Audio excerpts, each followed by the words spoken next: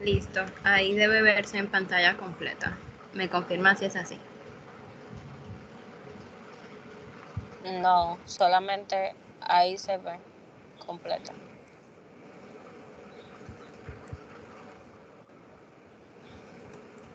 ¿Y ahora? Sí, Bielka. Ok.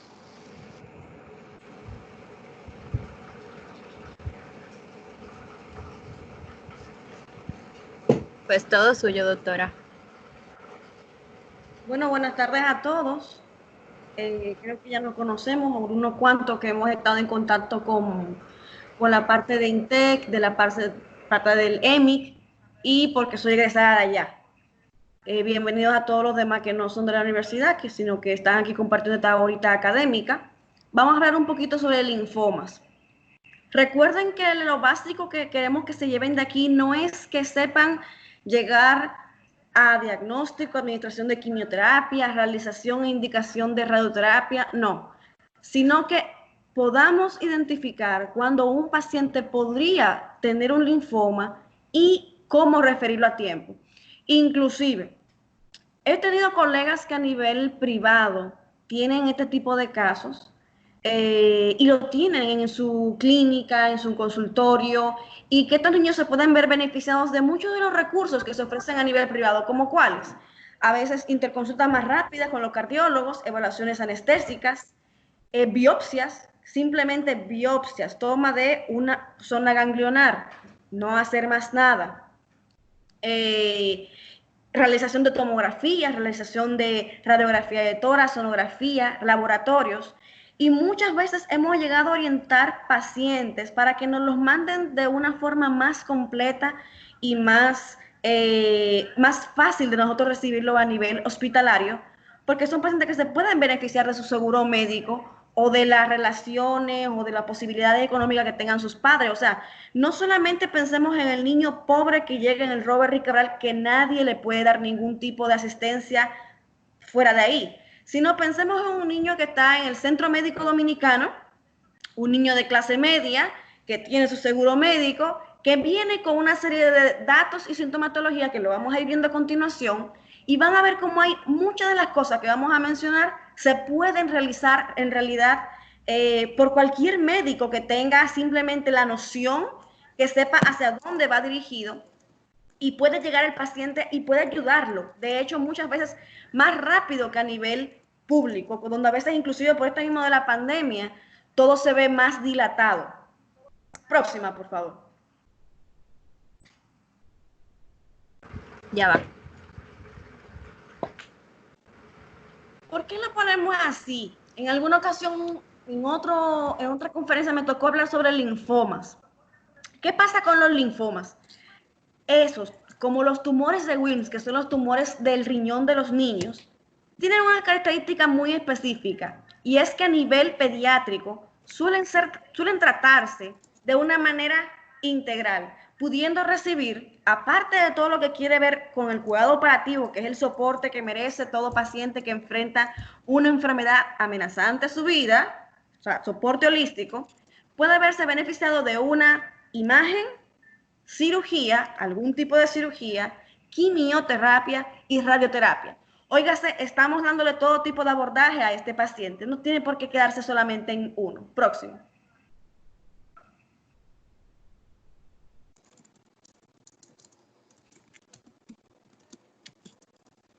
¿Cuáles son las generalidades, señores? Si alguien pregunta, pero ¿cuál es la diferencia entre una leucemia y un linfoma?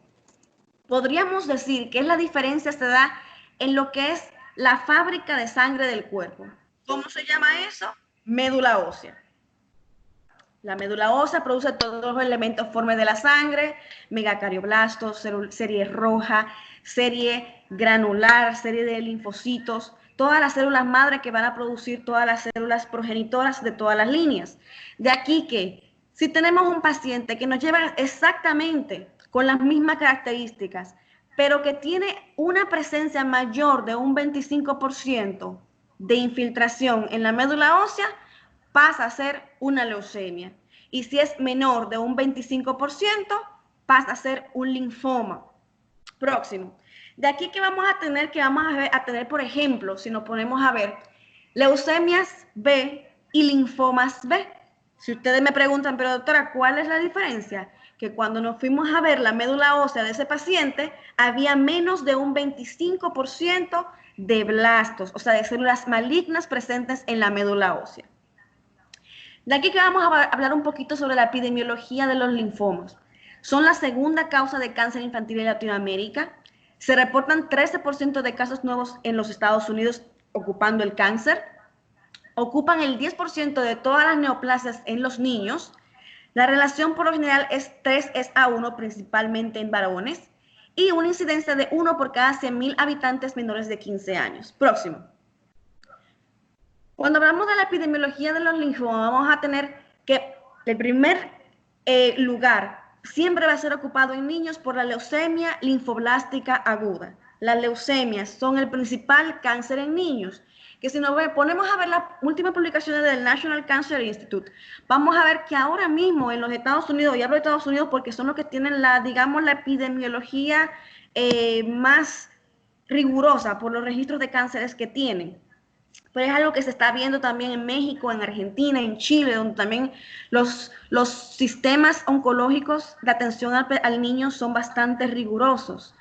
Vamos a tener que primero están las leucemias, luego están los tumores del sistema nervioso central y luego en tercer lugar vienen los linfomas. ¿Qué pasa con los tumores del sistema nervioso central? Ependimomas, gliomas, meduloblastomas, todo lo que ocurre aquí descrito por la WHO.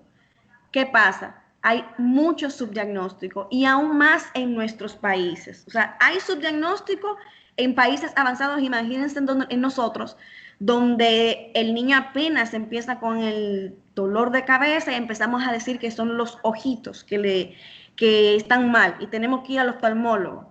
O que le duele la cabeza, vamos a ver si es anemia.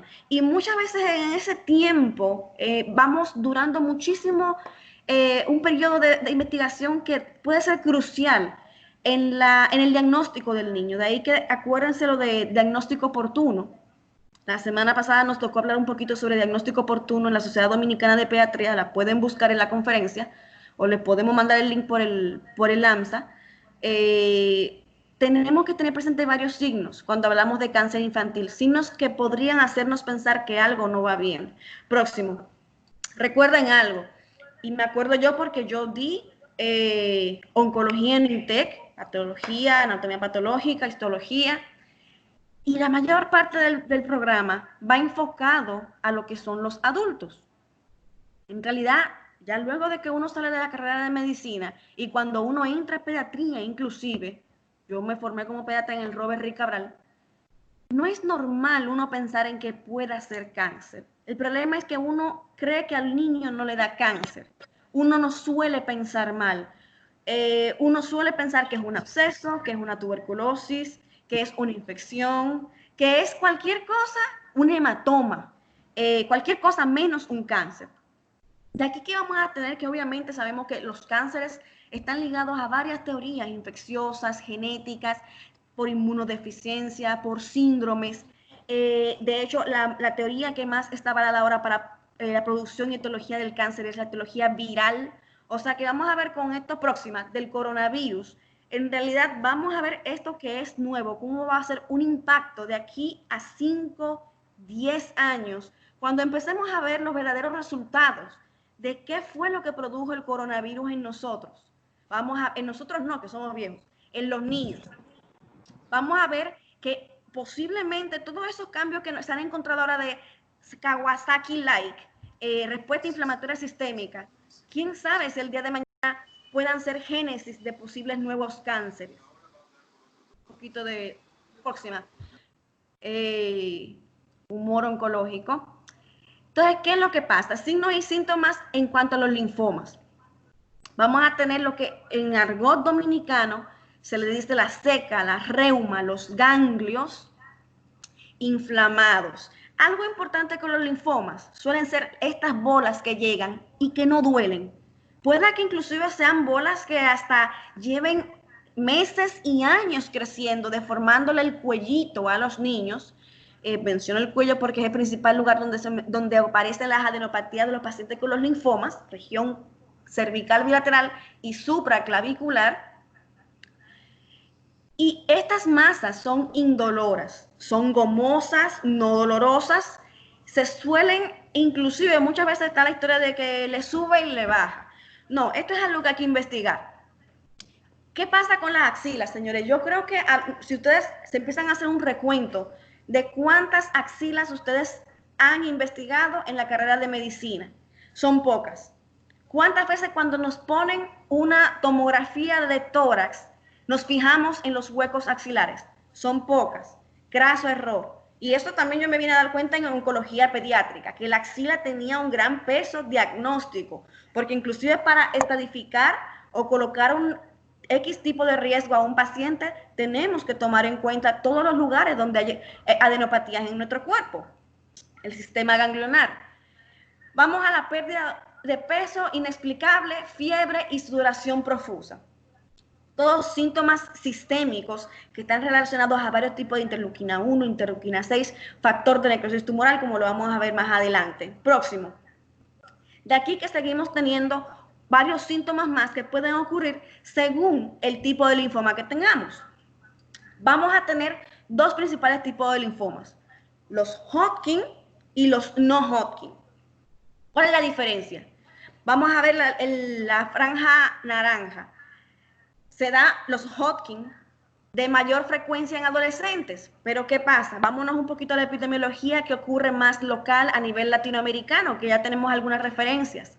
Se supone que hay 3 picos, es trimodal, ocurre entre los 3 a 7 años de vida, luego baja el descenso epidemiológico, luego vuelve y sube en la adolescencia, vuelve y baja la oportunidad de aparecer y luego vuelve y ocurre a los 60 años de vida. Esta es una patología que le puede dar en realidad a cualquiera.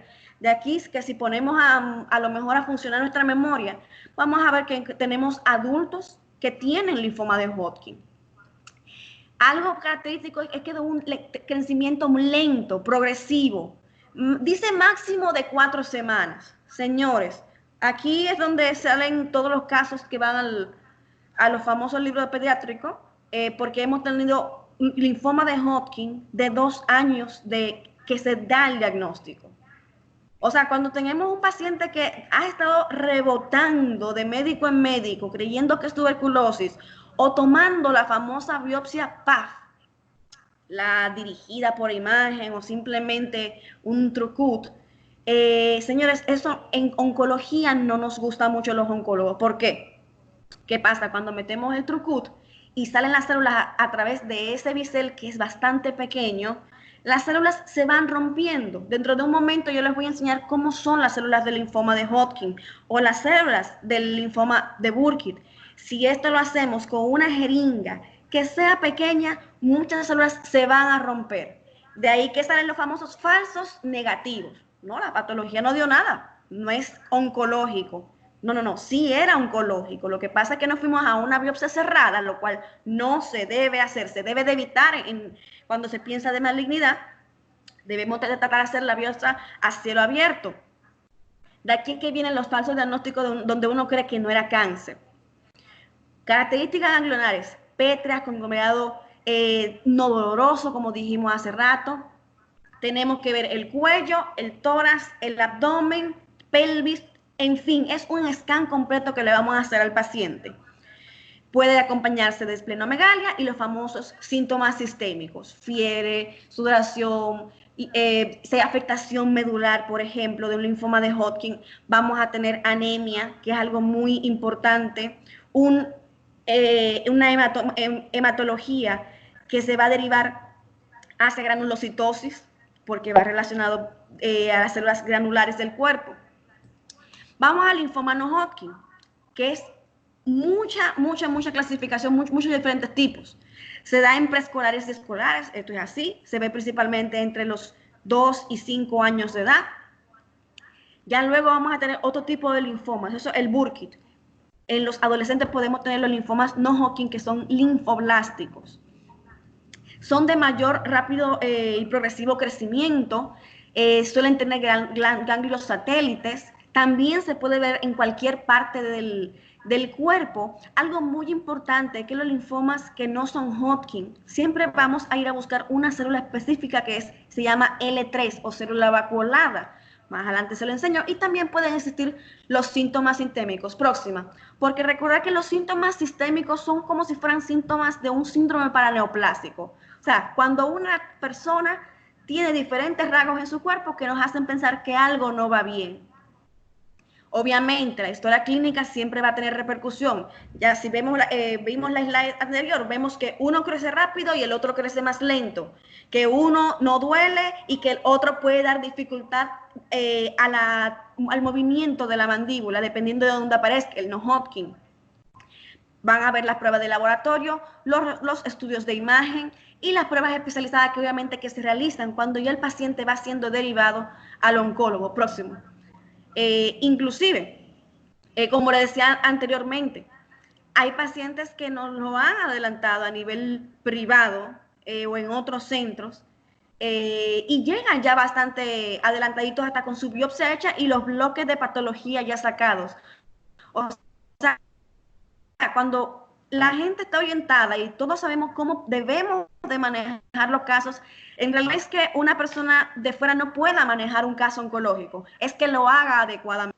Vamos a tener que toda esta, si se fijan, es la clasificación real y la clasificación de la Organización Mundial de la Salud en cuanto al linfoma. Próximo.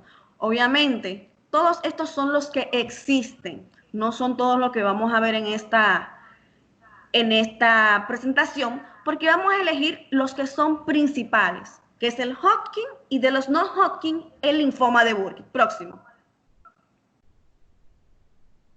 Vamos a tener el estadiaje. Si se imaginan un cuerpo humano, divídanlo no por los lados, derecho e izquierdo, no. Divídanlo del diafragma hacia arriba y del diafragma hacia abajo. ¿Por qué esto importa? Porque de aquí sale el estadiaje. Estadio 1, cuando tenemos una sola región de un lado del diafragma afectada. Eso es el estadio 1 de cualquier linfoma. Estadio 2, dos o más regiones afectadas, pero de un mismo lado del diafragma. Hacia arriba o hacia abajo. Y lo repito varias veces porque a veces a uno se le olvida y uno empieza a pensar en derecho o izquierdo. No, es hacia arriba o hacia abajo del diafragma. Óigase, pueda que venga con un conglomerado ganglionar en cuello y un conglomerado ganglionar en axila. Ahí tenemos dos regiones del mismo lado del diafragma. O contrario, pensemos debajo del diafragma. Pueda que tengamos conglomerado ganglionar inguinal derecho y un conglomerado ganglionar retroperitoneal. Ahí estamos, dos o más regiones del mismo lado del diafragma. Estadio 3. Cuando las lesiones saltan el diafragma. Óigase, tenemos lesión aquí y alguna lesión debajo del diafragma. Eso es un estadio 3. Estadio 4 es cuando tenemos metástasis a distancia, que para cada uno de los linfomas... Cierra los micrófonos, por favor.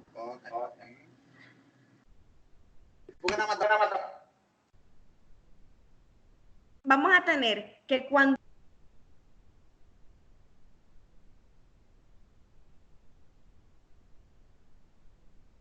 Doctora, su micrófono está muteado. Doctora, y se quitó la pantalla, ya no sale usted.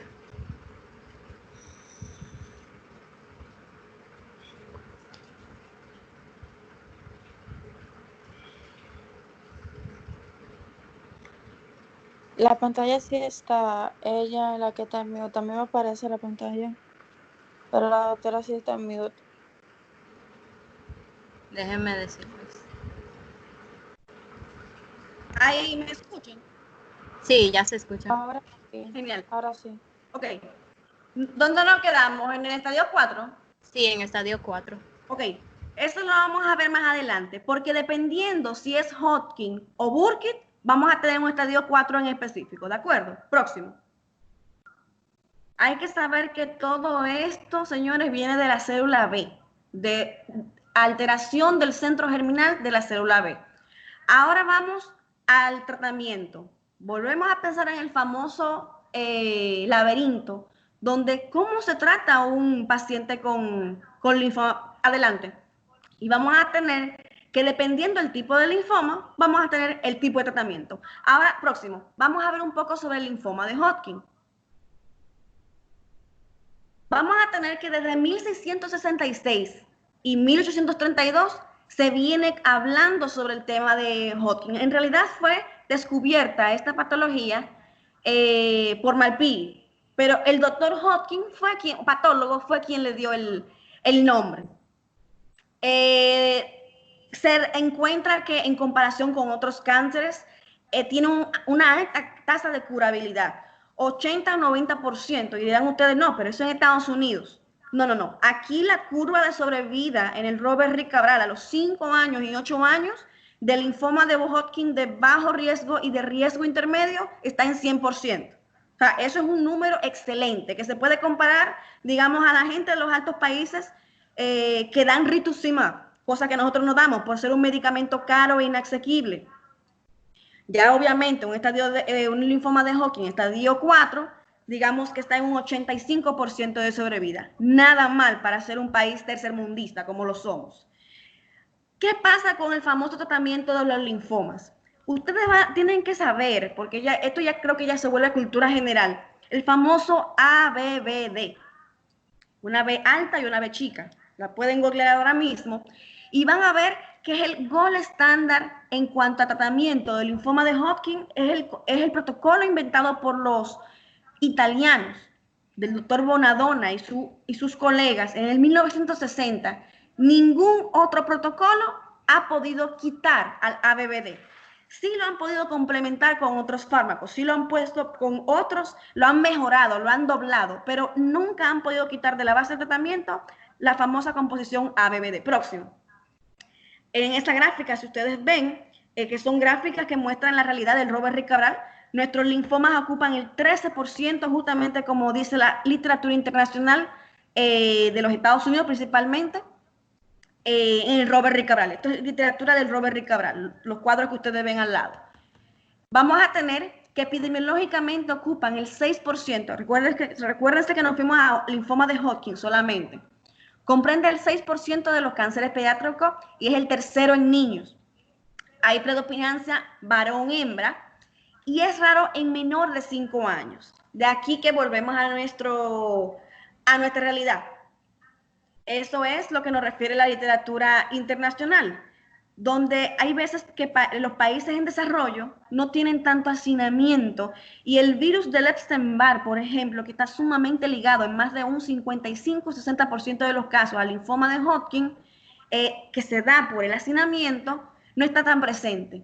Pero acá, que es tan normal en nuestra Latinoamérica, que es algo que ya se está viendo con el coronavirus, donde 7 o 10 personas pueden coexistir en una misma habitación, obviamente el Epstein-Barr aumenta y aumenta la probabilidad del linfoma de Hodgkin.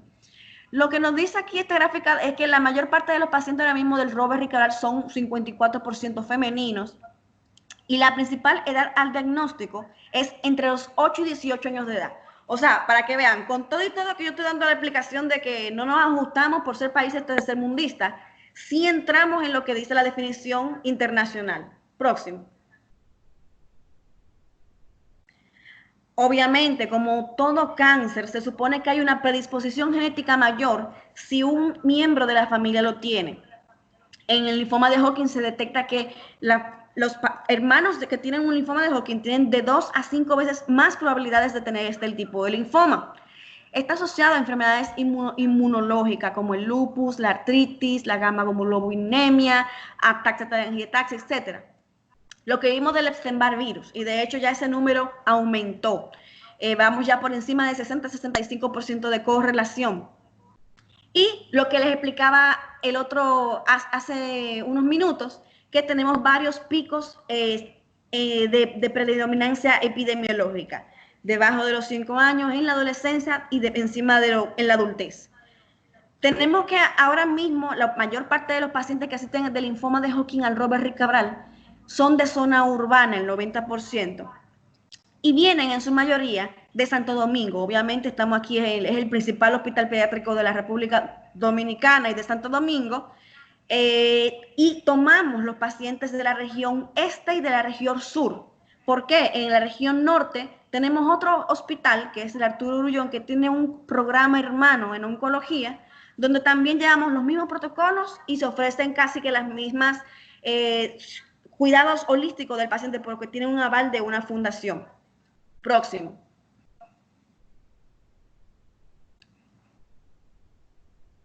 La presentación clínica. Volvemos a los ganglios, las reumas, las secas. Ganglios linfáticos no dolorosos, sólidos, gomosos. Pueden darse de manera unifocal en un 90%, o sea, en una sola zona del cuerpo, pero también puede aparecer diseminado.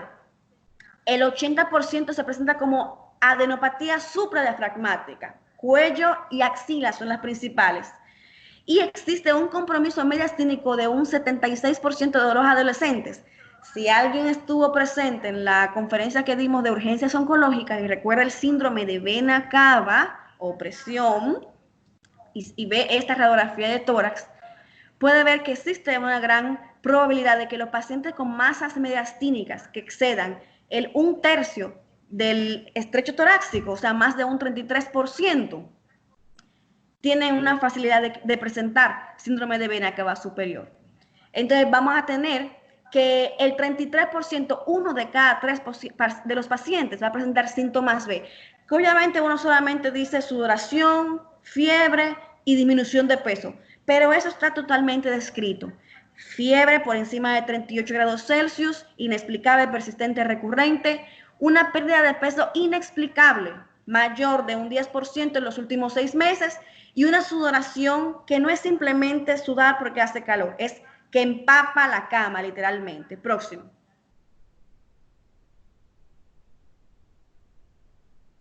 Vamos a tener entonces la patología. Eso que ven ahí que parecen dos ojitos de búho en el centro son las famosas células de Rett-Steinberg. Es la célula maligna típica que el patólogo busca cuando está frente a un caso de probable linfoma. También hay algunas otras células que se denominan células popcorn, porque justamente es lo que parecen, el centro germinal totalmente replicado sobre sí mismo, que son células grandes. De aquí que si volvemos a la teoría de que introducimos el bisel de una aguja, un trucut pequeño, que las células pasan a través de él para tomar la biopsia, de aquí pueda que salga el famoso falso negativo, porque estas células que son más grandes que cualquier otra del cuerpo humano, se destruyen al pasar por el bisel. Vamos a tener que la histología que nosotros tenemos en el Robert Rick Cabral, la mayoría va de la mano de la literatura, porque son tipo esclerosis nodular. Los otros tipos que hay próximo son celularidad mixta, predominio linfocítico y escasez de linfocitos. Cada uno de estos tipos de linfomas, según su celularidad, va a tener un tipo de marcador, que lo podemos ver en el cuadro negrito, donde dice antígenos. Esto nos ayuda para confirmar sí o no determinado tipo de linfoma. Y dirán ustedes, pero ¿qué importa? O sea, ¿hay un diferente tratamiento? No, todos los linfomas de Hodgkin se tratan igual, pero puede que haya un impacto clínico, diagnóstico, pronóstico. Cuando tenemos lo que son linfomas de Hodgkin bajo en linfocitos o con depresión linfocitaria, tenemos que tener mucho ojo. En alguna ocasión me llegó a llegar un adolescente de 16 años con este diagnóstico de un centro médico privado. Obviamente, en el mismo momento en que estoy viendo el resultado de la patología, mandé a hacer el VIH, porque está descrito que todo paciente linfoma de Hodgkin con depresión linfocitaria es VIH positivo. O sea, de algo sirve saber cuál es el subtipo histológico. Próximo. Ahora vamos con la prueba del laboratorio. Te saltaste una. Señores, a todo paciente, obviamente, que está bajo investigación, dale una hacia atrás, por favor, que está bajo investigación, estás ahí bien, perdóname, oncológica o investigación próxima, de que algo no va bien de parte de nosotros, ¿cuáles son las pruebas que nosotros pedimos? Obviamente un hemograma, queremos ver dónde están los glóbulos blancos, si hay aplasia, si están aumentados con hiperleucocitosis o no. ¿Hacia dónde toma la diferenciación? ¿Es expensas de granulocitos o expensas de linfocitos? Porque nos puede ir orientando. Granulocitos, linfoma de Hodgkin. Linfocitos, linfoma no Hodgkin. Lactato deshidrogenasa, una enzima que se encuentra por encima de la pielecita de la célula de nosotros. Y obviamente, si estamos en hiperproducción celular, porque eso es el cáncer. El cáncer es replicación celular descontrolada. Vamos a tener aumento de la lactato deshidrogenasa. Entonces, es una enzima que nos ayuda para diagnóstico y seguimiento. Velocidad de eritrosedimentación. En el caso del linfoma de Hodgkin sirve para diagnóstico y seguimiento. ¿Por qué? Al tener tantos síntomas B sobreagregados y referidos y descritos en el linfoma de Hodgkin, tenemos que las interleuquina 1, interleuquina 6, factor de necrosis tumoral, incrementan los valores de la eritrosedimentación. Por ende, si tenemos un paciente que al principio del diagnóstico tenía un 56 de eritrosedimentación, y vamos dando quimioterapia, vamos dando sus ciclos de consolidación y vemos que la eritrosedimentación va disminuyendo, podemos aducir que todo va bien. Pero ¿qué pasa si algo ocurre que al final del tratamiento esta eritrosedimentación vuelve a elevarse? Esto es una campana de alerta de que algo no anda bien y tenemos que volver a investigar al paciente con imágenes, verlo por dentro, para saber si se está desarrollando nuevamente alguna nueva masa, para que sea una enfermedad progresiva o metastásica o refractaria. Cuando estamos ante síntomas B, está descrito, o sea, fiebre, sudoración y disminución del peso, está indicada hacer biopsia ósea bilateral. ¿Por qué? Porque está demostrado que los pacientes que presentan los síntomas B, aparte de todas las masas o adenopatías o conglomerados, suelen tener una presencia ya en médula ósea. Por eso tenemos que descartar algo que variaría el diagnóstico y tenemos un impacto en estadiaje, asignación de riesgo y asignación de brazo de protocolo de tratamiento. Ojo, la linfadenopatía de más de 6 semanas sin dolor y eritema, no exéresis, se hace la biopsia abierta. Recuerden que no hay necesidad de sacar todo un conglomerado ganglionar, lo que se denomina debulking, según los norteamericanos. Que no tiene nada que ver con Burkitt, es debulking. Debulking quiere decir sacar toda la masa. No hay necesidad en los linfomas de sacar todas las masas.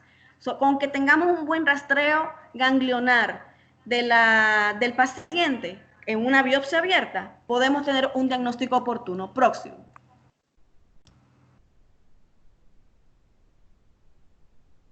Ahora vamos con las imágenes diagnósticas. Dirán, doctora, pero PET de una vez. No, señores, no, porque no es nuestra realidad. Sí, me encantaría meter al paciente desde que llega el Robert Reed en un PET para ver qué es lo que tiene, pero esa no es nuestra realidad, ni es el objetivo. Tenemos que a veces aprender a luchar con los recursos que tenemos. De aquí que, de hecho, se ha pensado esto tanto porque pertenecemos a un protocolo de linfoma de Hodgkin que es avalado por el St. Jude Children's y por Centroamérica.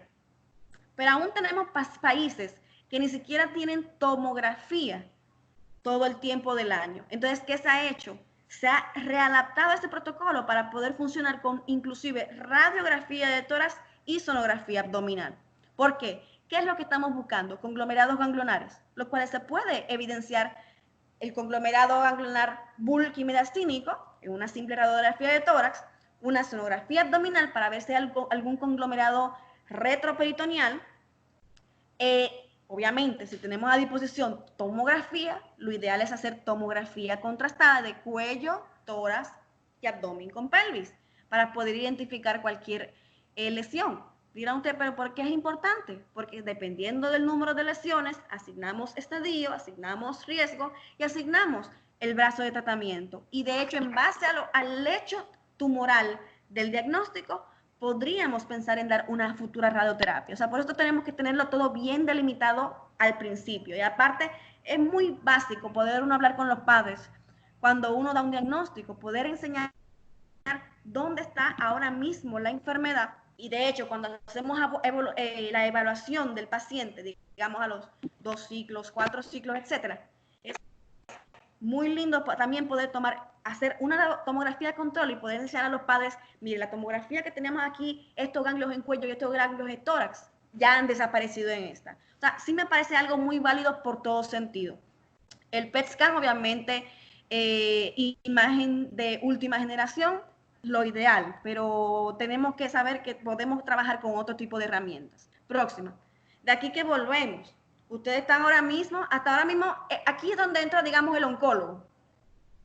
Asignar riesgo, estadiaje y decir, esto es un linfoma de Hodgkin y es un estadio tal y lo ponemos estadio riesgo 3 y damos tal vez tratamiento. Pero todas las slides para atrás que habían visto, eso lo pueden hacer ustedes. Eso lo pueden hacer ustedes incluso como médicos generales, como pediatras generales, en cualquier parte de la República. Laboratorios, LDH, función renal, una radiografía y una sonografía, eso lo puede hacer cualquiera. No tienen ni siquiera que derivar el paciente para eso. Ustedes pueden derivar un paciente responsablemente. Lo pueden ir investigando, pero siempre sabiendo qué debo de hacer. Y si no sabe, por supuesto, pregunte. De aquí que cuando venimos otra vez al estadiaje es justamente como lo habíamos dicho antes. Lo que cambia es la metástasis. ¿Se acuerdan que el estadio 4? Estadio 1, una sola región por encima o por debajo del diafragma. Estadio 2, dos o más regiones. Estadio 3, una lesión por encima y por debajo del diafragma. Y estadio 4, metástasis a distancia. Cuando nos hablamos del linfoma de Hodgkin, la metástasis se da en el hígado, en el pulmón y en el hueso. De aquí que si tenemos enfermedad en estos 3 lugares, tenemos un estadio 4. Importante saber que existe la denominación A, que es ausencia, y la denominación B, que es presencia de síntomas B. Esto también obviamente cambia el diagnóstico y cambia el modo de uno saber si el paciente tiene más carga tumoral. Si tenemos una lesión 1A, sabemos que es una lesión localizada, estadio 1, sin síntomas B. Si tenemos un estadio 3B, sabemos que aunque el paciente no tenga el estadio 4 que da metástasis, tenemos un paciente que tiene infiltración por encima del diafragma, por debajo del diafragma y tiene síntomas B. O sea, mucho ojo con esa médula ósea que aunque a lo mejor inclusive le hice biopsia ósea y me dio negativa, sí pueda que ella tenga algún tipo de infiltración y por eso le damos el esquema de alto riesgo. Próximo. Vamos a ver que por supuesto los niños que nos llegan al Robert Rick Cabral, 66% de ellos nos llegan en estadio B avanzado. Saber que muchos pacientes que llegan a nuestros centros oncológicos ya han pasado por muchas manos y volvemos al punto próximo, donde se piensa en es una gripe, es una infección, es tuberculosis, vamos a hacer biopsia, sale negativa, vamos a ponerle fármacos antituberculosos, no responde, y ahí cuánto tiempo no pasó el paciente ya. De aquí que tenemos pacientes que nos han llegado, repito, con meses y años, que bajo la mano de los médicos no han encontrado a alguien que diga eso puede ser cáncer. Investiguemos. De aquí que vamos a pasar próxima al otro tipo de linfoma que es bastante frecuente, el linfoma de Burkitt. Aquí ustedes pueden ver estas fotos que podemos decir que son groseras, pero nos han llegado pacientes así. ¿Qué pasa con el linfoma de Burkitt? Fue descubierto en África y sumamente ligado al virus del Epstein-Barr. De aquí que sale toda la teoría de que los linfomas son íntimamente ligados a la teoría viral. Estos ambos son linfoma de Burkitt mandibulares. Su génesis se encuentra a nivel del maxilar inferior y como ya pueden ver a la derecha, el niño tiene ya esta masa inclusive abscedada, un tumor abscedado. Podríamos decir, ay, cuidado si fue algo ontogénico, una TB también infectada, pero ¿qué pasa? Es una replicación tan rápida de este tumor que se dice que es exponencial su crecimiento. Si hoy mide 1 por 1, mañana 2 por 2, luego 4 por 4, luego 16 por 16, así de grande puede llegar a ser la tasa de crecimiento de los linfomas de Burkitt. Aquí que por supuesto vienen muchos pacientes con dificultad respiratoria próximo, opresión de las vías aéreas, porque llega a ser tan grande el crecimiento que se dan estas complicaciones. Es obviamente también es la neoplasia de más rápido crecimiento en niños, también asociada, por supuesto, a los linfocitos B y asociada al virus de Epstein-Barr. Como dije, crecimiento demasiado rápido y exponencial. Principalmente se encuentra en mandíbula y en abdomen próximo. Pero el Burkitt es algo muy parecido a lo que fuera la infiltración de una leucemia. De aquí que vamos a hablar un poquito luego de cómo se da la metástasis del linfoma de Burkitt. Vamos a ver las variantes. Vamos a saber que hay una variante, que es la última, que está ligada a todo lo que son las inmunosupresiones. Hay linfomas que están ligados a lo que es el VIH. En 2013 me tocó ver un linfoma que se denomina linfoma plasmablástico, muy escaso a nivel global, muy pocas publicaciones, muy pocos casos reportados. Dimos con el diagnóstico oncológico primero y nos aculpa, porque luego fue que leyendo la literatura supimos que el linfoma plasmablástico iba ligado a los pacientes que tienen VIH. Obviamente le hicimos la prueba de VIH y dio positiva. Como bien saben, a veces en el Robert Rick Cabral o en los grandes hospitales no da tiempo a esperar una patología o un reporte de prueba viral antes de meter un paciente a quirófano por una biopsia. Y llegan muchas veces con retraso y ahí es que nos salen las sorpresas. Este paciente tenía pelvis, todos los testículos infiltrados, tenía todo tipo de obstrucción y por eso fue que se metió rápido a quirófano y a obtenerse esta muestra y se reporta primero la patología y luego tuvimos que proceder a, hacer a verificar el VIH. Vamos a tener entonces arriba las dos principales, variante endémica o esporádica. La endémica se refiere a África, a lo africano. Que se reporta ya que es la principal variante de linfomas que existen en todo el mundo, ocupando un 90% de los casos, y la variante esporádica, que es la abdominal.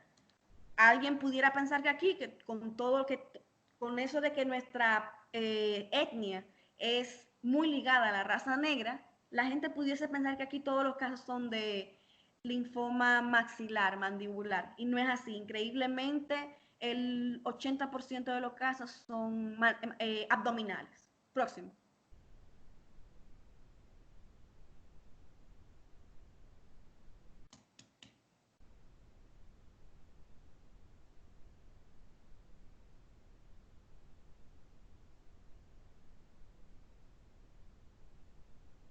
Próximo. Ahí. Dale una hacia atrás, por favor. Para enseñarles el país de estadística que tenemos en el Robert Rick Cabral. En el Robert Rick Cabral tenemos una base de datos que fue dada por el St. Jude Children's. Es un registro de cáncer, que no es registro de cáncer nacional porque no todos los centros que ven cáncer en el país depositan sus casos ahí. No, es un registro institucional solamente para los niños con cáncer que van al Robert Rick Cabral.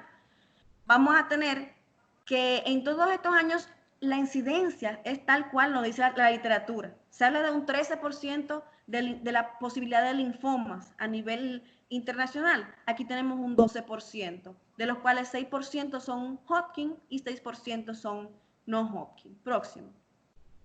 Obviamente nuestro principal tipo de cáncer en niños es la leucemia y tenemos en el segundo, tenemos mucho subdiagnóstico en cuanto a tumores cerebrales. Por eso vamos a tener las que son las masas abdominales por encima. Tumores de Wilms, neuroblastomas, tumores de células germinales, etc. Entonces seguimos con la epidemiología de los linfomas de Burkitt. Obviamente afecta a niños y adultos jóvenes. Frecuencia también más frecuente 2:1 en varones. Incidencia principal de 5 a 10 años de edad. Lo que hemos visto aquí localmente es que son más en pacientes entre los 3 y los 6 años de edad, con otro pico en los adolescentes para los linfomas linfoblásticos, principalmente los T. Y obviamente es una enfermedad próxima descrita en el África Central. Síntomas. Obviamente vamos a tener los síntomas del crecimiento rápido en una región mandibular o abdominal, con todos los efectos compresivos que esto puede llegar a predisponer. dolor abdominal, una masa mandibular, sudoración nocturna, fiebre, o sea, síntomas B, pérdida de peso. Si tenemos compresión, si la masa es, por ejemplo, a nivel de mandíbula, puede llegar a haber compresión de lo que es la tráquea, puede haber también linfomas Burkitt que sean de predominio torácico, produciendo el síndrome de vena cava superior, desorden en el recuento celular sanguíneo, porque obviamente si tenemos presencia de esta enfermedad en médula ósea o en el líquido cefalorraquídeo, que de hecho es lo que denota el estadio 4 en este tipo de linfoma, vamos a tener alteración de los niveles hemáticos. Y todos los síntomas próximos, lo importante es que aparecen demasiado rápido. Presentación clínica, vamos a ver si vemos la diferencia entre esporádico y endémico, sabiendo que endémico se refiere al africano, al mandibular. Se ve en niños menores, el africano, que es más facial, el otro es abdominal, aunque el abdominal lo dan como más porcentaje, con mayor porcentaje. Hay una infiltración de médula ósea similar en ambos tipos de linfomas, pero una afectación del sistema nervioso central que se da más a nivel del mandibular endémico. ¿Y por qué? Por la gran contigüidad que existe entre la región mandibular y obviamente el sistema nervioso central. Muy ligado el endémico al Epstein-Barr virus. Próximo.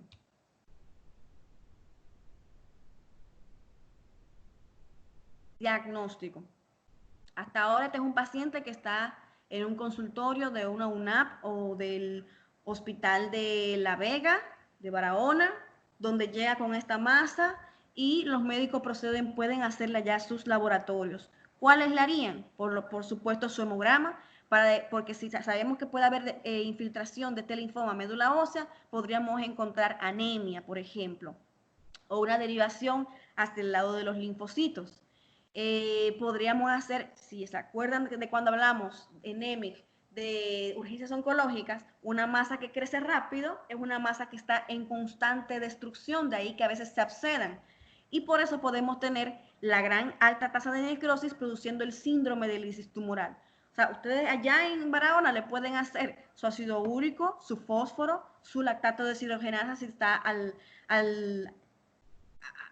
está posible de hacerla, y la LDH, si también está a su alcance. Ya de ahí para acá, ¿qué más le pueden hacer allá en Barahona? Una radiografía de tórax para saber si hay masa mediastínica, una sonografía de abdomen para saber si aparte de la masa mandibular hay algún otro tipo de masa intestinal o abdominal. Y de ahí ya ustedes mandan responsablemente al paciente hacia la capital, sabiendo que si tiene una masa muy grande, los líquidos son importantes, porque con eso podemos prevenir que el tumor no llegue a su punto máximo de espera para empezar a producir el daño renal. La función renal también es muy importante, urea, creatinina, saber cómo están en lo que mandan el paciente a un hospital de tercer nivel. De aquí que nosotros cuando lo recibimos en la emergencia del Robert Rick Cabral, nos llega ya este paciente, por lo menos que el médico pensó que podía ser un linfoma y qué pruebas debías hacer para tenerlo adelantado, saber si tiene la carga tumoral torácica o la carga tumoral abdominal. Y ya nosotros empezamos a hacer, aparte del seguimiento de lisis, el aspirado medular para ver si hay infiltración a médula ósea y la punción lumbar para ver si hay o no hay infiltración al sistema nervioso central. Obviamente, si encontramos que hay infiltración, esto lo tenemos que poner ojo y tratarlo. Próximo, saber que a nivel de patología, el Burkitt da un patrón morfológico muy patolomónico que se llama patrón de cielo estrellado. Y por ejemplo, estas son imágenes de pacientes con linfomas. Aquí vemos a la derecha un linfoma maxilar, mandibular, y a la izquierda un linfoma abdominal, que obviamente ya con el recurso de la tomografía puede identificarse mejor, pero si ustedes a este paciente le hacen su radiografía de tórax y sonografía de abdomen, con eso vamos avanzando bastante. Próximo.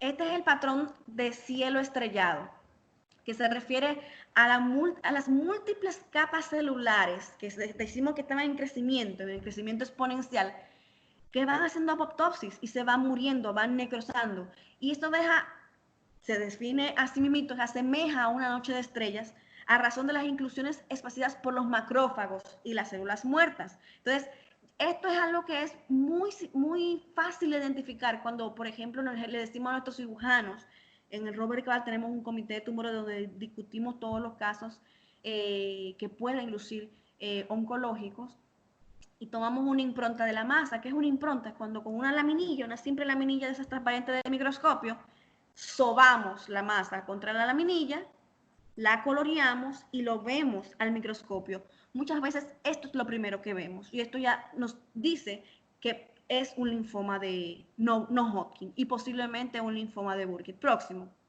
De aquí que podemos seguir bajando en el microscopio y lo que solemos buscar son esas células, que son células con un citoplasma azurófilo y con esas pequeñas inclusiones que se llaman vacuolas citoplasmáticas, que es lo que la denomina como una típica célula L3. Cuando tenemos esa célula, eso es patonomódico de que es un linfoma de Burkitt que podemos empezar a tratar. Ahora, recordar que por las cuestiones de las situaciones legales que están ocurriendo en la medicina, que los médicos tenemos que cuidarnos antes de empezar cualquier tipo de tratamiento, tenemos que tener algo que valide el diagnóstico, hay que esperar por lo menos la patología base que nos pueda dar nuestro departamento de patología para nosotros poder iniciar tranquilamente un tratamiento próximo. Pero también tener en cuenta que ante un riesgo-beneficio, digamos, en algún momento si se llega a inestabilizar algún paciente, bueno, ya uno basándose en la clínica, la historia, esto que uno puede llegar a ver al ojo humano por morfología, aún no tengamos el reporte patológico, todo riesgo-beneficio, podríamos valorar en el inicio de esteroides y ciclophosphamida, que es el tratamiento del linfoma de Burkitt, que se le llama prefase. Prefase de inducción y prefase de control de síntomas. Baja dosis de quimioterapia. Saber que el linfoma de Burkitt hay algunas translocaciones. ¿Qué translocación? Cuando un cromosoma, simplemente una parte del cromosoma se trasloca, cambia de lugar, produciendo la posible génesis de una neoformación. La translocación del gen NMYC es muy buscado para los linfomas de Burkitt próximo. Puede ser 814, 822, cualquier gen que incluya el NMYC. Obviamente tenemos que saber que todos estos linfomas que hemos visto tienen que tener un diagnóstico diferencial. Dentro de ellos mismos los oncológicos, las masas, ver que no sea un neuroblastoma abdominal, ver que no sea un ovario quístico, un quiste de ovario, que uno crea que sea un linfoma. Por eso, y para eso hay pruebas específicas que se pueden hacer, alfa-feto y beta-HCG. ¿Cómo sabemos si no es una tuberculosis intestinal? La historia debe de ayudarnos. La biopsia nos da también luz. Adenocarcinomas, radiocarcinomas, invaginación intestinal, muy importante, señores, saber, y así ya sabemos que los linfomas de Burkitt se dan a nivel abdominal y sabemos que hasta los 3 años y medio posiblemente es que más se dan invaginaciones intestinales. Pues imagínense si se dan las dos cosas, que lo hemos tenido. Pacientes que entran con un cuadro de abdomen quirúrgico a nuestro centro y cuando se entra a hacer la desinvaginación se encuentra la masa ocupando todo el lumen. Próximo. De aquí que obviamente siempre va a estar el caso que digamos que podemos decir es el caso del libro, que me da el diagnóstico él solo, o es el caso típico que se sale de la descripción y nos da la sorpresa ya con el paciente abierto en quirófano. Lo correcto es siempre mantener una buena comunicación, tomar impronta, tomar biopsia y volver a cerrar. Los linfomas no les gusta mucho la manipulación. Estadificación, como ya vimos, aquí una pequeña diferencia de que cuando el linfoma es exclusivamente abdominal, pasa directamente a ser estadio 3. Y si el linfoma es exclusivamente también torácico, pasa a ser estadio 3. El estadio 4 lo da metástasis A, líquido cefalorraquídeo y médula ósea. Próximo. Esa es la única variación que tiene que ver con la estadificación de los linfomas no Hodgkin. El tratamiento, mencionamos y resaltado en azul ahí, es la ciclofosfamida. Es el fármaco que va directamente a hacer la citorreducción de los pacientes. Para nosotros y para los países en vía de desarrollo y también los países desarrollados, tomamos en cuenta las prefases de inducción, que es dar quimioterapia a baja dosis para que esa masa que está así de grande no se derrita en un solo bombazo de quimioterapia, porque esa no es la idea, quitarla ni con una cirugía ni quitarla en un solo ciclo, no. La idea es irla reduciendo. ¿Por qué? Porque recordando el síndrome de lisis tumoral, podemos fregar los riñones. Entonces el tratamiento se basa en este tipo de terapia, ciclofosfamida con esteroides. Si el paciente, recordar que si tenía un líquido cefalorraquídeo positivo, tenemos que dar tratamiento dirigido a esto. Y para eso tenemos la terapia intratecal, que es cuando damos esteroides, citarabina y metrotexate, se llama triple intratecal, por el canal raquídeo. Cada determinado tiempo, y dependiendo si es positivo o negativo el paciente, va a recibir menos o más terapias intratecales. Próximo. Siempre tener en cuenta cuando los pacientes están en prefase de tratamiento que debemos vigilar la lisis, ácido úrico, fósforo, hasta que estos niveles se mantengan adecuados, una LDH que se mantenga controlada y hacia abajo, que nos va a ir hablando de disminución de carga tumoral. Obviamente, factores de mal pronóstico y de alto riesgo es la metástasis a distancia en un linfoma no Hodgkin, líquido cefalorraquídeo y médula ósea. Saber que el diagnóstico oportuno permite un inicio de tratamiento rápido y oportuno. Es un tumor muy sensible. Así como crece de rápido, así mismito se desintegra. Por eso, ojo con los riñones. Y saber lo que ya dijimos de la deshidrogenación láctica próxima, que se relaciona a la carga tumoral. Esto ocurre con las leucemias, ocurre con los tumores sólidos, etc. Hasta acá, si alguien tiene alguna preguntita sobre lo que hemos estado conversando, con gusto.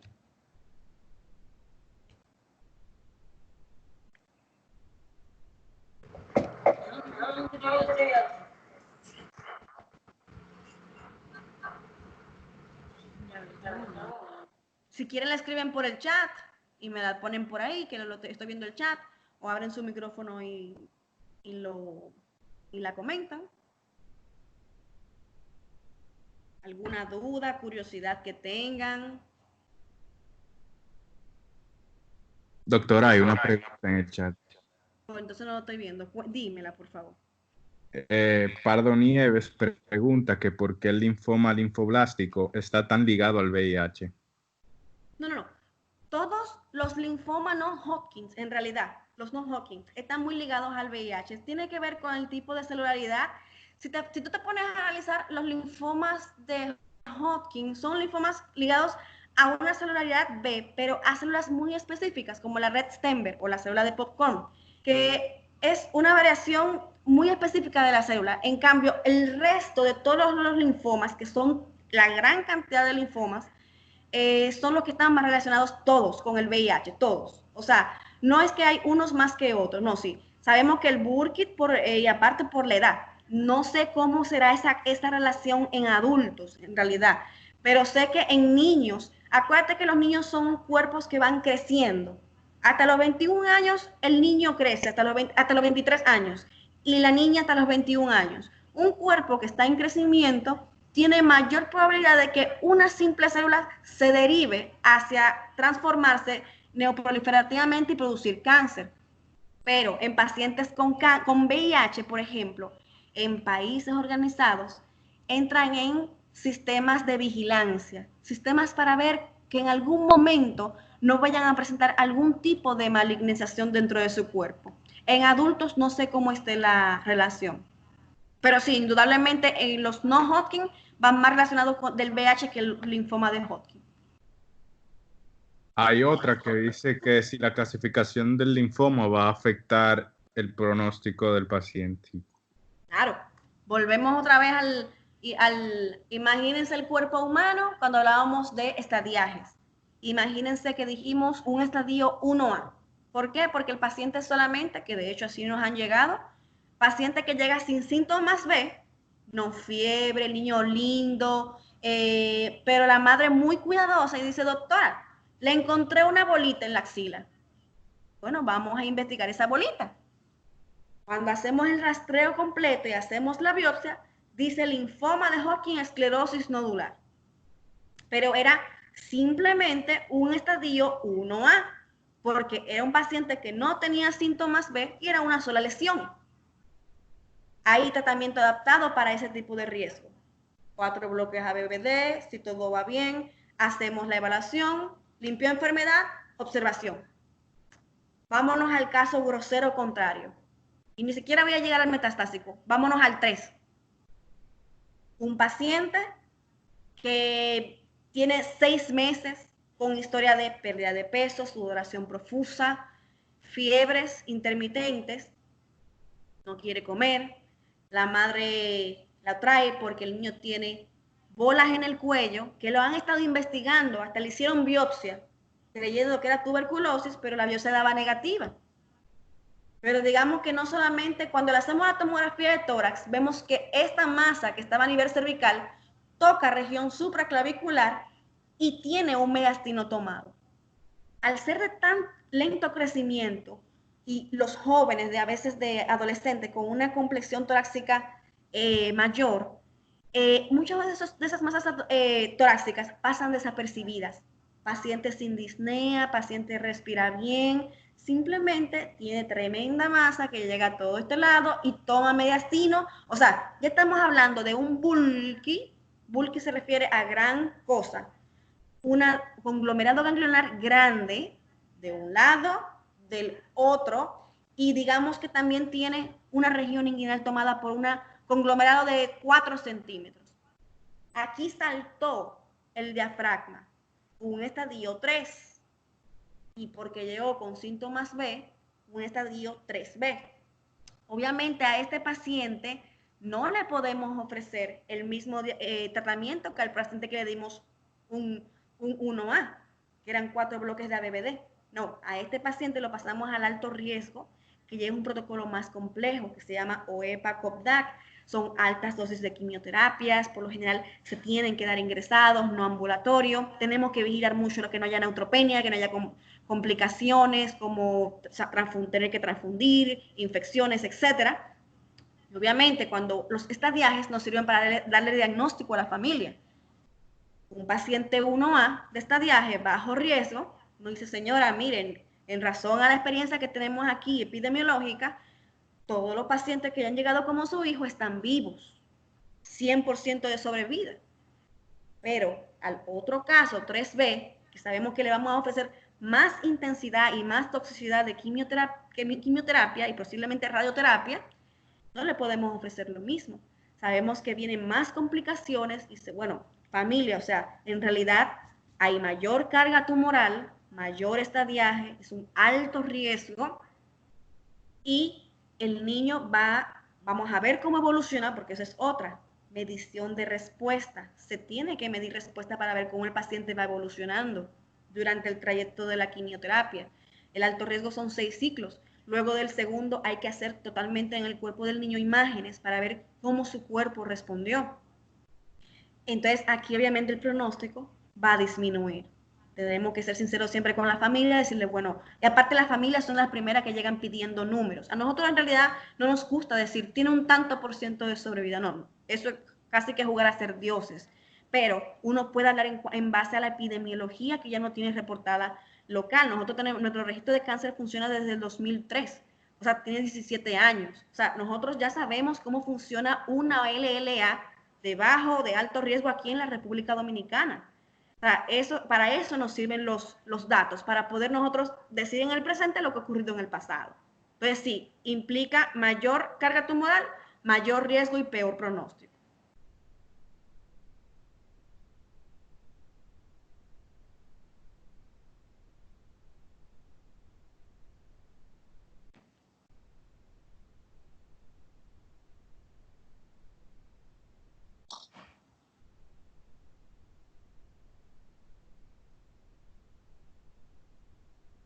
Muchas gracias, doctora. Hay otra pregunta que fue realizada por Juan Pablo. ¿Por qué el linfoma linfoblástico está tan ligado al VIH? Pero eso ya la dijeron. Ok, es que aquí no se escuchaba mucho, lo siento.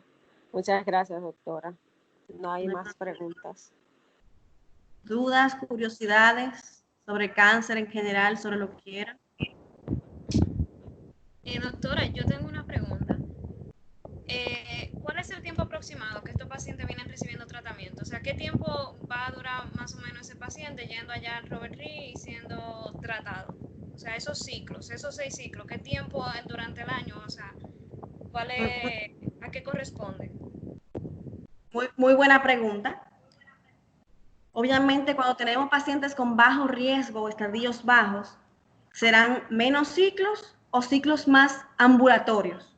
Mientras mayor es el riesgo, ciclos de más toxicidad que tenemos que vigilar más con el paciente ingresado y a veces más extensos. Vámonos, por ejemplo, al protocolo de linfoma de Hodgkin.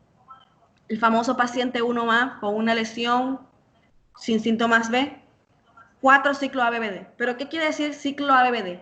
Es un ciclo que dura un mes, pero solamente en el día 1 y en el día 15 recibe quimioterapia. El paciente está todo el tiempo en su hogar. Viene el día 1, que puede ser cualquier día del mes, pero el día que venga es el día 1 del mes. Recibe adriamicina, bimlastina, doxorubicina, intravenoso, y se va a su casa.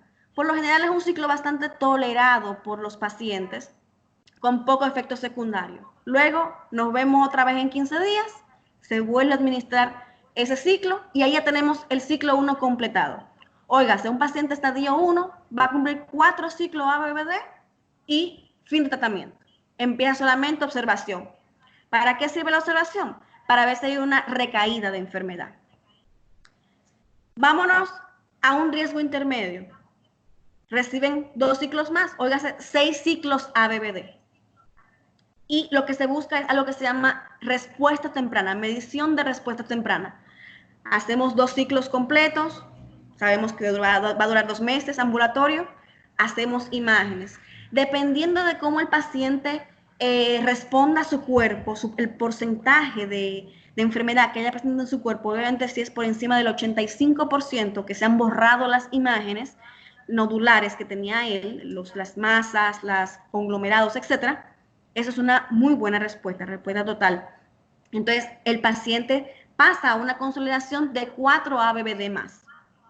Óigase, ahí hay 6 meses, pero 6 meses ambulatorios, o sea, que es bastante viable para cualquier niño o adulto que tenga que ser sometido a este tipo de tratamiento. Ahora vamos al alto riesgo. OEPA-COVDAC, altas dosis de metotrexate, tiene que ser ingresado.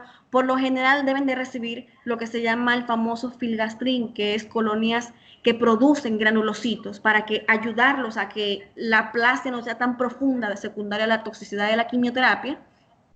Dependen de transfusiones, dependen de ingresos, son pacientes que uno le da la quimioterapia durante 8 o 15 días ingresados y solamente pasan 15 días en su hogar y en esos 15 días presentan toxicidad y tienen que venir a reingresarse de nuevo para cualquier fiebre y neutropenia, para cualquier infección, etcétera, o ser transfundidos. Entonces, es un tratamiento más tóxico, más incómodo. Obviamente, uno cuando da quimioterapia no es lo mismo que dar una ampolla de agua. O sea, la quimioterapia es medicina química que entra en nuestro cuerpo a transformarlo. Y no tenemos, lamentablemente, la famosa quimioterapia selectiva que va solamente a las células malignas y las toma. No, entra y arrasa con toda la celularidad de nuestro cuerpo. De ahí es que vienen los efectos no deseados de la quimioterapia, tanto gástricos como neurológicos, como el sistema hematopoyético, etcétera, que hace que los pacientes dependan de transfusiones y dependan de antibioterapia. Entonces, imagínense ese paciente, estadio 4, alto riesgo, que tenemos que darle 6 meses así, donde tengan que estar mucho tiempo ingresados, propensos a también adquirir algo dentro del mismo hospital, expuestos. O imaginen ahora con esto del coronavirus, estamos inmunosuprimiendo pacientes y son más lábiles a ser contagiados. O sea, sí hay, esa es la diferencia en cuanto al linfoma de Hodgkin. El linfoma de Burkitt es algo similar, solamente que recibe ciclos cada 21 días. A los riesgos más bajos son como 4 ciclos y a los riesgos más altos hay riesgo bajo, riesgo intermedio y riesgo alto, con estadios del 1 al 4. que también ese estadiaje ahora con el nuevo protocolo que tenemos del linfoma de Burkitt con el St. Jude Children's, toman muchísimo en cuenta lo que es la LDH.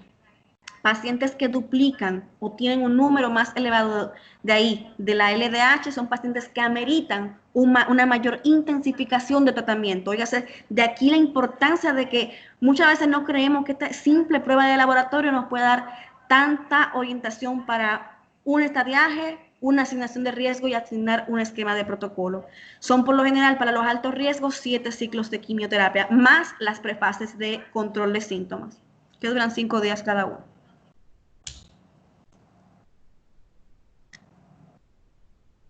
Entendido. Muchas gracias, doctora.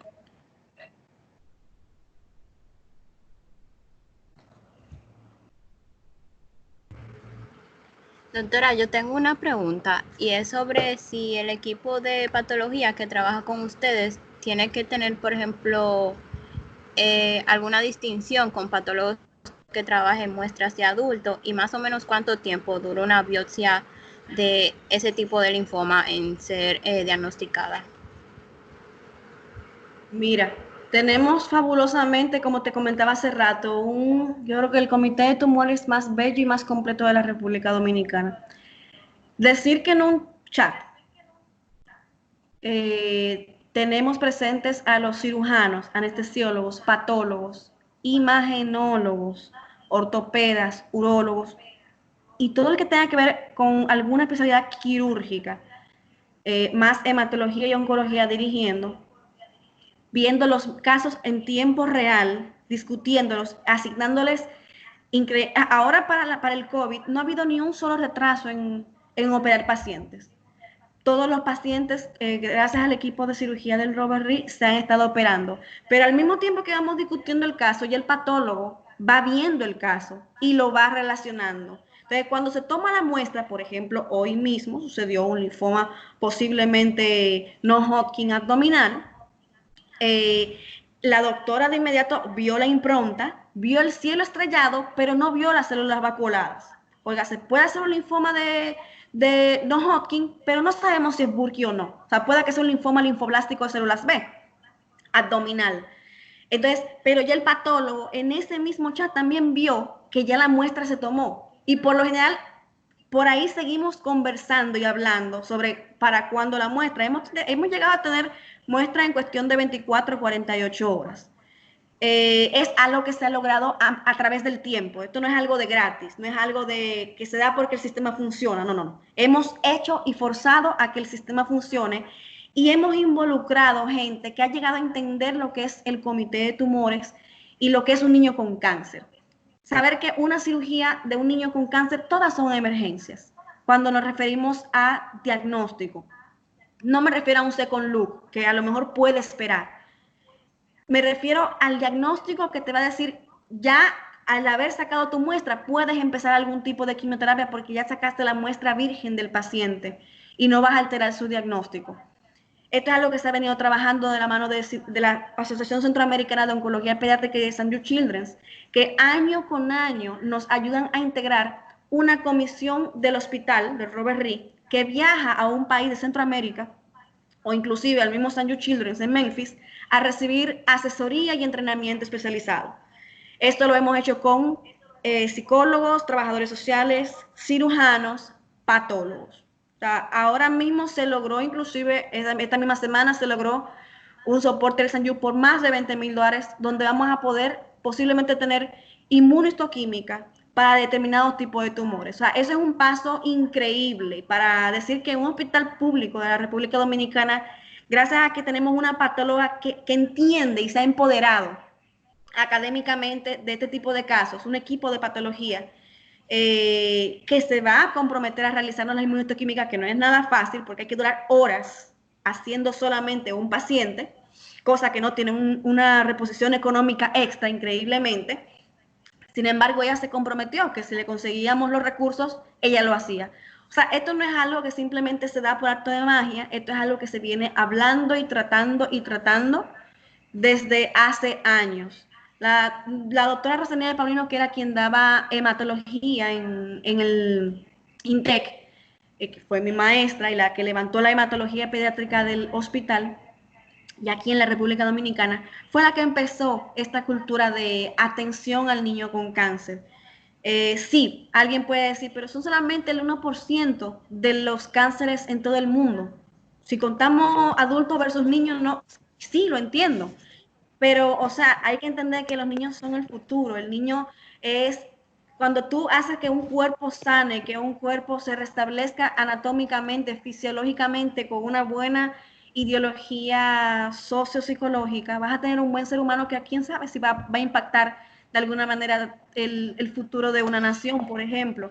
Entonces, esto es algo que viene haciéndose desde hace mucho, de los años 1990, que se creó el Departamento de Hematología del Robert Reed, y ya luego de que la doctora Margarita Montero, que es la primera hematoncóloga que sale del programa de San Jude y Unidad Nacional de Oncología Pediátrica de Guatemala, llega al país, toma los casos oncológicos. Cuando ya yo llego, cierra, tumba los micrófonos.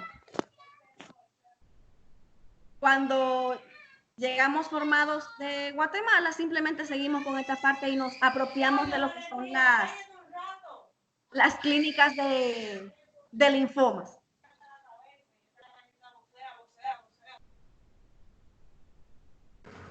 Ya muteé a todo el mundo. Pero creo que la muteé a usted. Déjeme desmutearla. Ya yo me quité. Ah, ok. Tranquila, no hay problema. Si alguien tiene alguna otra duda, curiosidad, algo que quieran saber sobre el programa, sobre la oncología pediátrica, aprovechen. Sí, doctora, yo tengo una pregunta. ¿A qué se debe el cáncer en niños que se desarrolla en los huesos? Es lo mismo. Todos los cánceres, volvemos a que el cuerpo humano, todos nosotros pasamos por ahí. Todos empezamos creciendo. Cualquier célula, al momento del crecimiento, si tú te pones, léete el tema de hematopoiesis, hematopoiesis y osteogénesis, toda la génesis del cuerpo. En cualquier momento, una célula simplemente puede mutar y empieza una neoformación, sea sólida, sea líquida como la leucemia, sea linfomatosa como para un linfoma. Cualquier célula puede transformarse malignamente y producir un tumor. ¿A quién nos va a dar, a qué niño le va a dar tumor óseo o a cuál le va a dar linfoma? Eso no lo sabe nadie. Lamentablemente el cáncer no ha podido ser, no se ha encontrado en ningún país del mundo la causa verdadera del cáncer en los niños. En ningún país del mundo. Eso es algo que vas a leer en cualquier literatura internacional. No se ha encontrado la razón de que a un niño le dé cáncer. Es multifactorial. Obviamente te van a mencionar hasta el refresco rojo, el paire, el microondas, los celulares, todo. El coronavirus ahora. Pero cuando mencionan que es algo multifactorial es porque en realidad no se sabe. Hay teorías de que el cáncer puede ser de origen viral, que es la que está más avalada hoy en día. Está la teoría genética, obviamente, y la teoría de mutaciones.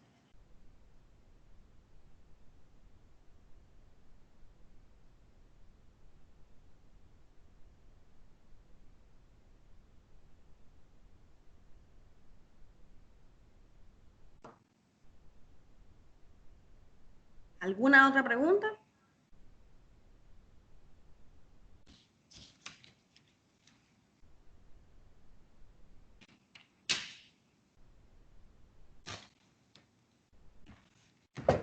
Bueno, hubo un comentario, pero la persona lo borró, pero yo creo que es importante tal vez así, que esa persona escribe, tengo entendido que la quimio utilizada en niños es la misma que se utiliza en pacientes adultos, que si eso es cierto.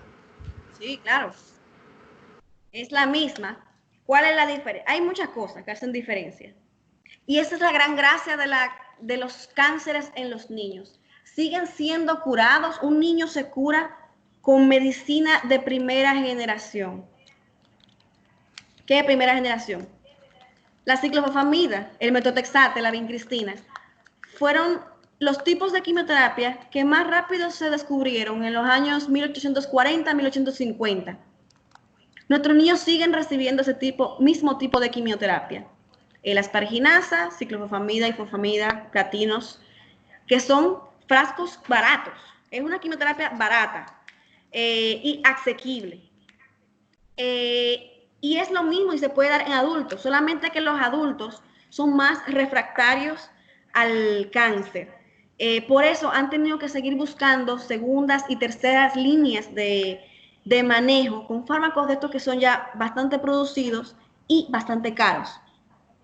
Eso puntúa aparte de todo lo que incluye el negocio de las famosas casas farmacéuticas que comprometen muchas veces las situaciones éticas de cada médico, pero se trabaja muchas veces en base a protocolos. Los adultos utilizan los NCCN, National Cancer, la guía del National Cancer Institute en cuanto a cáncer de adultos. Inclusive tiene una aplicación gratis, descargable, donde ustedes pueden encontrar todo tipo de protocolos de primera, segunda, tercera línea de generación de tratamiento. ¿Por qué? Porque los adultos recaen y recaen y recaen y cada vez le tienen que ofrecer algo más fuerte y más fuerte y más fuerte, obviamente. En niños también hay recaídas y lo que se ofrece es a lo mejor los mismos fármacos, pero más intensificados.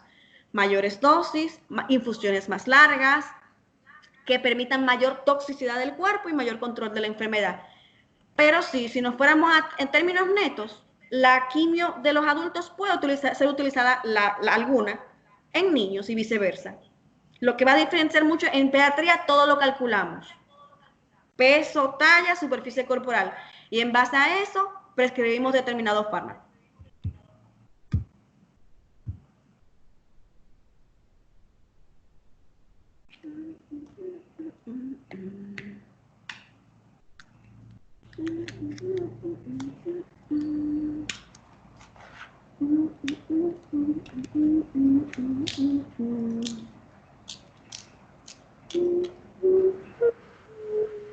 Creo que ya no hay más preguntas, por lo menos por el chat.